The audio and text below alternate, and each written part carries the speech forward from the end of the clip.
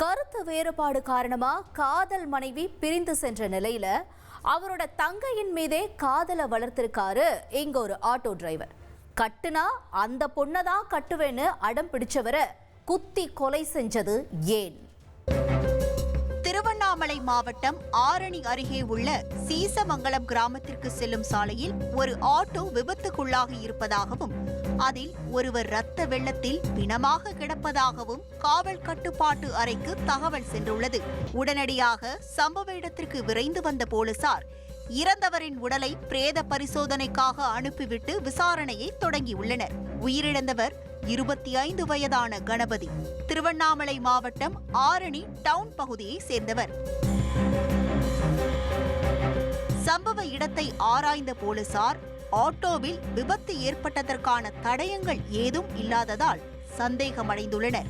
அதன் காரணமாக ஃபாரன்சிக் அதிகாரிகளை வரவழைத்தும் கிரைம் ஸ்பாட்டை அலசி ஆராய்ந்துள்ளனர். அதில்தான் நடந்தது சாலை விபத்தல்ல, திட்டமிட்ட படுகொலை என்பது வெட்ட வெளிச்சமாகியுள்ளது. என்ன நடந்தது என்கிற முழு குற்ற பின்னணியையும் அறிய ஆரணி செய்தியாளர் நந்தகுமாரை விசாரணையில் இறக்கினோம்.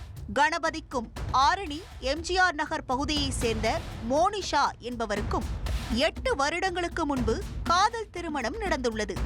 தற்போது இவர்களின் காதலுக்கு சாட்சியாக ஒரு மகனும் மகளும் உள்ள நிலையில் தம்பதி இருவரும் கருத்து வேறுபாடு காரணமாக பிரிந்துள்ளனர்.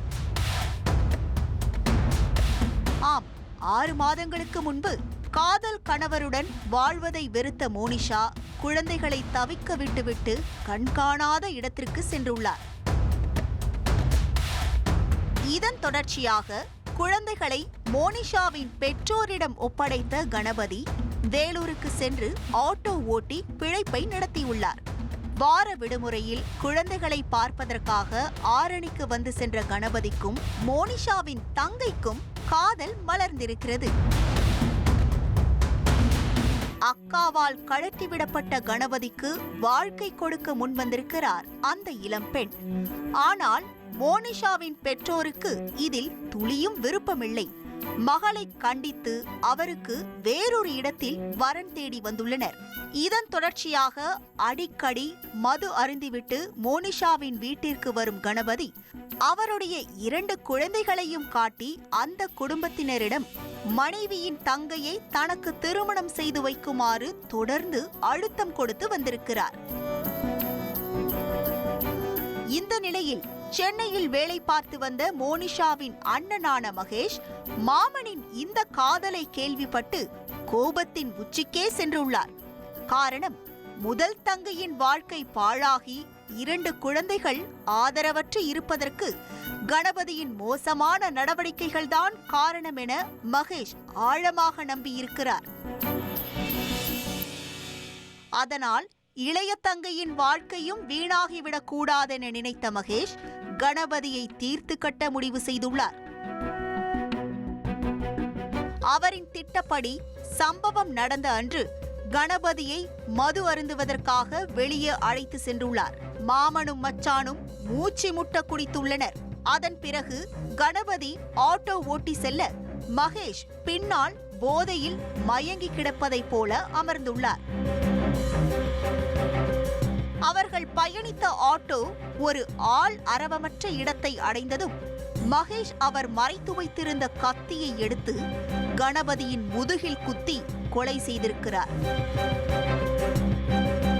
இரத்த வெள்ளத்தில் கணபதி துடிதுடித்து இறந்துவிட்ட பிறகு அவரின் உடலை ஆட்டோவிற்குள் வைத்து அதனை கீழே தள்ளிவிட்டு விபத்து என நாடகமாடி உள்ளது விசாரணையில் தெரிய வந்திருக்கிறது. நடந்த சம்பவம் தொடர்பாக வழக்கு பதிவு செய்த காவல்துறையினர் கொலையாளி மகேஷிடமிருந்து வாக்குமூலம் பெற்று அவரை நீதிமன்றத்தில் ஆஜர்படுத்தி சிறையில் அடைத்துள்ளனர். இனி செல்லும் இடமெல்லாம் செய்தி. தந்தி டிவியின் வாட்ஸ்அப் சேனலை ஃபாலோ பண்ணினா செல்ல இருக்கும் இடமெல்லாம் செய்தி.